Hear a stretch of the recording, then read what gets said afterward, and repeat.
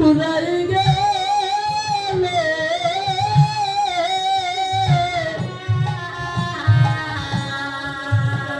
সবার আগেবার হরি বলে ভক্ত চরণে ধুলা সেই শেষের দিনে পালন করি সবে কুড়ায় না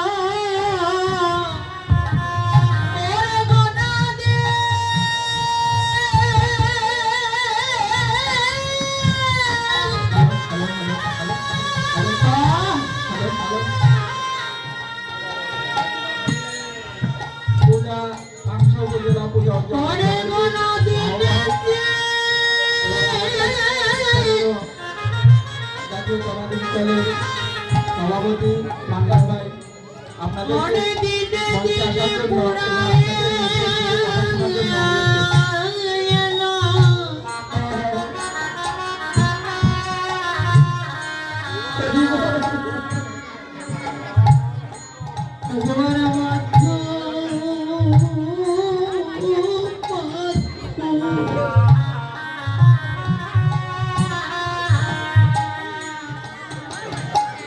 বৈষ্ণবের জানো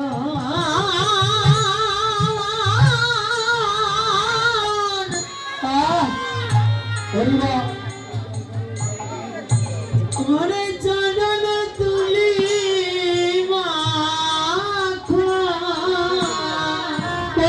ধুলে হবে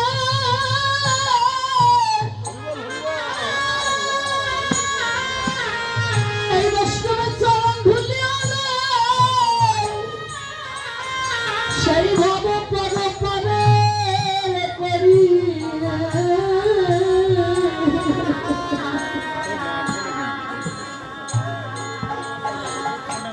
সবে মিলে মাখো মাখো আগে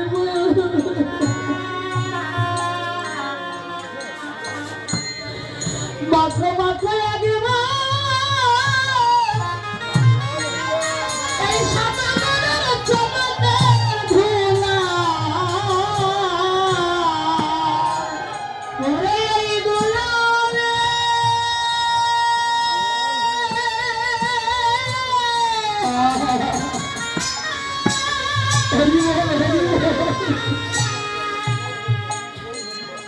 এই গোলামে বাবা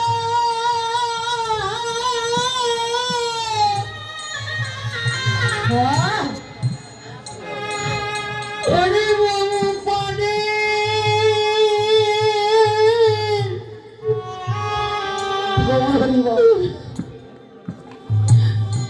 বাবু পানের করি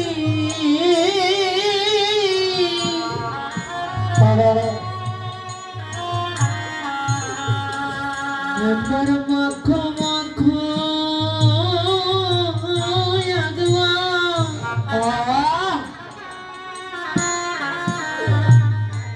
ভক্তের চরণ ধুলি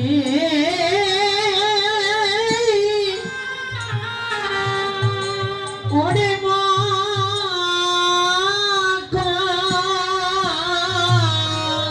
তবে আগে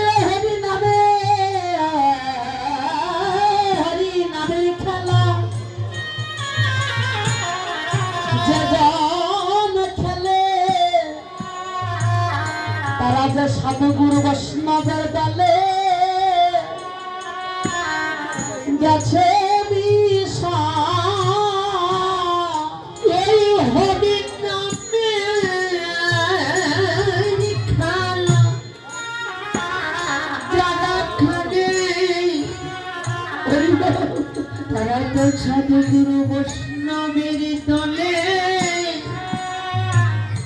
গেছে বিষা জগতে যারা খেলে এই রসের খেলা ভজনের খেলা জগতে তারা বৈষ্ণবের দলে গেছে বিষা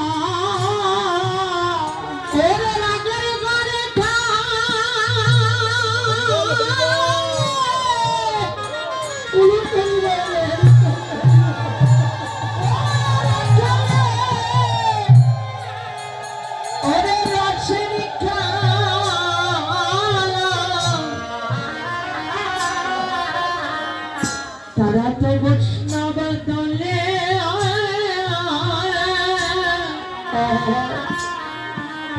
গেছে বিশাখা আমার গুরুচরণ জানায়ে হৃদয় জানায়ে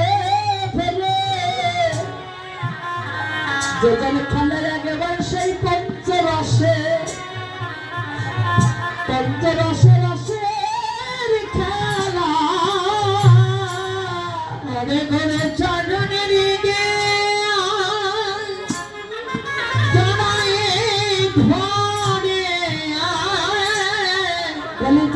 খেলে আমার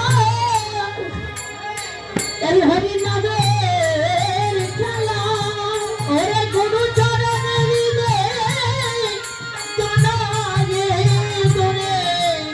শেষে ঘরে যাইতে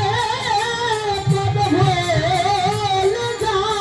ওরে যেমন খালে ছেড়ে খাওয়া তারা জানাই জানাই একবার জানাই ঘরে যেমন খেলা মন্দিরা ছেড়ে খাওয়া তোমার হবি বলে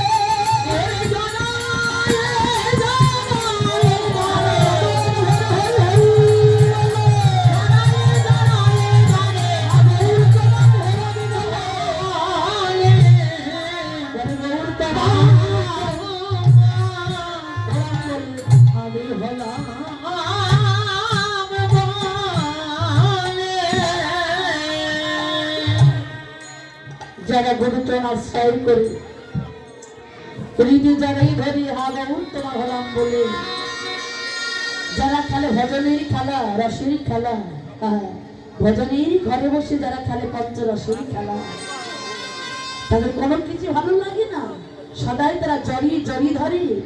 শেষে আপন আপন সব ভুলে যায় ঘরে যাইতো কবে ভুলে যায় মা হ্যাঁ এই হরিনামে এমন একটি খেলা আচ্ছা মা এই হরিনাম করলে তার কি কখনো খাওয়া হয় না বাবা হয় না আমার হরিনাম করলে তার খাওয়া হয় না মা তাহলে হরিদাস ঠাকুরের খাবারটা জগাতো কে হরিদাস ঠাকুর সবসময় হরিনাম জপ করতো যদি হাড়িতে করে রন্ধন করে যদি উনি খেতে যায় তবে আমার মালা জপ করা হবে না যদি রুটি তৈরি করে রুটি তৈরি করতে গেলেও সময়ের অভাব এজন্যই মা কিন্তু উনি আটা গুলে খেত বিলাস খেত আমার হরিদাস ঠাকুর নামাজের তো হরিদাস ঠাকুর জানি আর গৌরাঙ্গ মহাপ্রভু তিনি নিজেই বলেছেন যে আমার চিন্তা করে আমি তার চিন্তা করি যে আমার চিন্তা করে না আমি তার চিন্তাই করি না তুমি আমার চিন্তা করে তোমার খাবার চিন্তা করতে হবে তার প্রমাণ হরিদাস ঠাকুর প্রতিদিন গৌরাঙ্গ মহাপ্রভু হরিদাস ঠাকুরকে সেবা না দেওয়া পর্যন্ত উনি কোনোদিন সেবা করতেন না বাবা আগে হরিদাসের সেবা তারপর ভগবানের সেবা আসতে আর এই হরিদাস ঠাকুরের জন্য প্রতিদিন গৌরাঙ্গ মহাপ্রভু জানেন কি করত সেই জগন্নাথ মন্দির থেকে মহাপ্রসাদ নিয়ে আসত আর জগন্নাথ প্রভু পুরীধামে এসেছে বাবা শুধু খাওয়ার জন্য কেন এই জগন্নাথ প্রভুকে সকাল থেকে রাত 12টা পর্যন্ত ওনাকে শুধু সেবা দেওয়া হয় আর গৌরাঙ্গ মহাপ্রভু প্রতিদিন জগন্নাথের সম্মুখে হাতে বাড়াতো ওই প্রসাদে নিয়ে আসতো আমার হরিদাস ঠাকুরের জন্য গৌরাঙ্গ মহাপ্রভু নিজেই নিয়ে আসতো তারপরে ভগবান সেবা করত ভজনটা দেখুন মা আর হরিদাস ঠাকুর নামাসত্য হরিদাস ঠাকুর সবসময় হরিনাম জপ করত তা আজ যখন আমার গৌরাঙ্গ মহাপ্রভু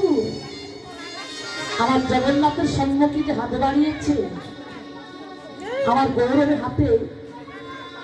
গৌরী হাতে কি উঠেছে জানেন বাবা দাঁতন কাঠি